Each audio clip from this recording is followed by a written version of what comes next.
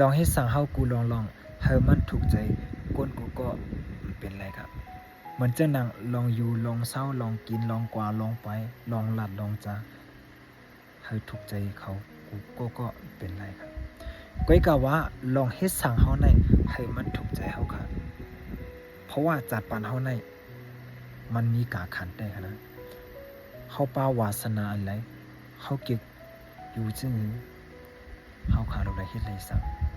ในจัดปานเฮาใครมีลองเคินเยอะจึงใครเฮ็ดตาก้นตั้งนำหืออำนั้นก็ตาตีปุกปองจัดปานเฮาขึ้นเยอะคือตอนหือเฮาเฮ็ดสั่งไรครับ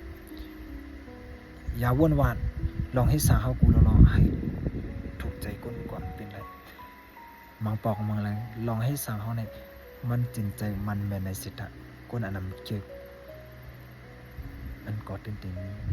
ก้นตีไปจอมลาเซซอมกอดตีอำวาในสังขารยันไงครับอำวาก้นก็เลยคืออะไรมันตื่นตีมี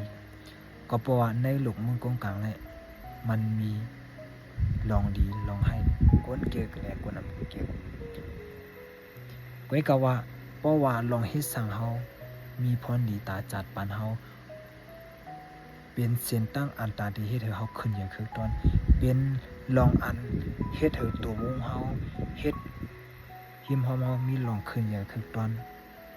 เฮาคันให้สั่งเหมือนจังนั้นข้อความลาเฮาอันปันพรลีตาเฮาเปิ้นไลฮู้ไลหันเฮาเปิ้นไลมีหมอเอาเป็นตอนสอนเฮาหมอลุมลาด้วยถึงตัวเจ้าก็เฮาเปิ้นไลเอาเป็นแห่งใจต่อสู้จัดปันอันนี้เฮาขาดถูกเฮ็ดรู้ซ้ํ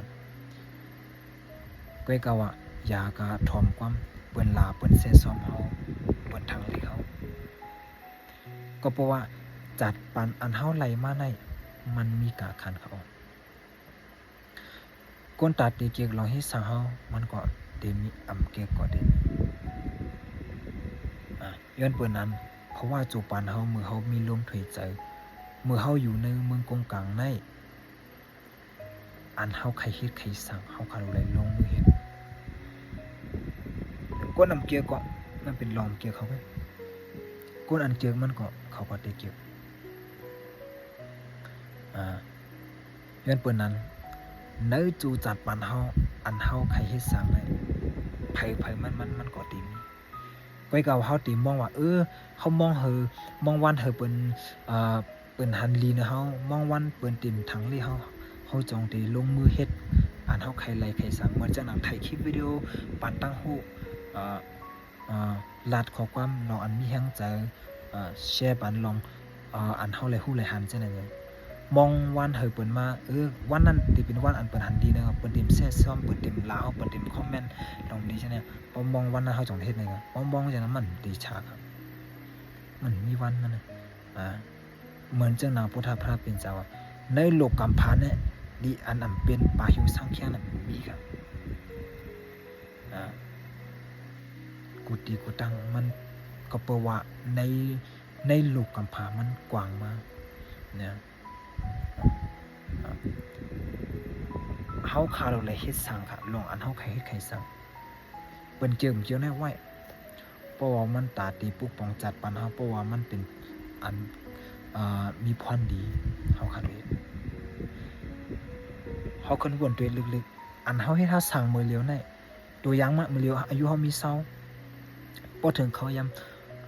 แทง5-6 ปี10 ปีเฮาขึ้นตัวว่าเป็นตีใหม่ต้องเฮาอันเด้อค่ะเขาได้หั่นจะว่า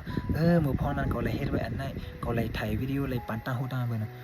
มื้อพองกองหนุ่มก็สั่งก็เลยจอยแถมเปิ้นก็เลยเฮ็ดไรสั่งปันปันตั้งฮู้เปิ้นซับแรงเนี่ยเปิ้นว่าวนขึ้นมาแล้วเฮาหุ่มจมเฮาก็มีตังซื้ออันเฮาเลยเฮ็ดไรสั่งมาเนี่ยสั่งความลงมือเฮ็ดสั่งความถ่ายห้ำปันตั้งฮู้จอมอันเฮาหมออันเฮาเกี่ยวกับอันเฮาได้สั่งมาพอถึงวันอายุเฮาใหญ่มากเก๋มากจังกว่าไปอะไรมากก็เนาะเพิ่นวนแนงจะก่อมเลยเฮ็ดก่อมเลยสั่งเพิ่นตาก็เฮ็ดกว่าวันนั้นล่ะเพิ่นตาก็เฮ็ดกว่าเนี่ยน่ะก็เต็มแรงแนงจะมันแนงใจไว้ก็อายุเปิ้นนั้นลองอันเฮาใครเฮ็ดใครสั่งเฮาเลยลงเฮ็ดอันนี้ใครมาพักตอนถึงก็เพราะว่าในโลกเมืองกงกลางนี่คนเกี่ยวคนนำเกี่ยวมันตื่นได้มียุ่มยามว่าในจุปันเฮาในไผก็ใครมีลองขึ้นอย่างคือตัวนั้นไผก็มีวาสนาไผมันเฮาดูแลเฮ็ด จอมวาสนาเฮาตีมองเฮาเปิ้นว่ากำเสวันมันได้เปิ้นเต็มเส้นแน่ก็จองได้เฮ็ดมันนั่นแหละอย่าไปมองว่ามันมีอ่ะมันถึงได้มีคนเส้นแน่เสียซ้อมอันลำลองเฮาเลยลงเฮ็ดซ้ํจอมลองนอนผ่านเฮาอันเฮาใครแลเฮ็ดซ้ํขอความอันเฮาลัด1ขอได้มังเป็นสำเฮาลัดก่อนเนี่ยมันก็ก้นเจิกแน่มันมีกาคันที่เขาแต่ก้นการทอมอันไว้เจออันทอมแน่ปิญญาเกตอะเขาก่อนยังเป็นไรอันนั้นตัวอย่างมัน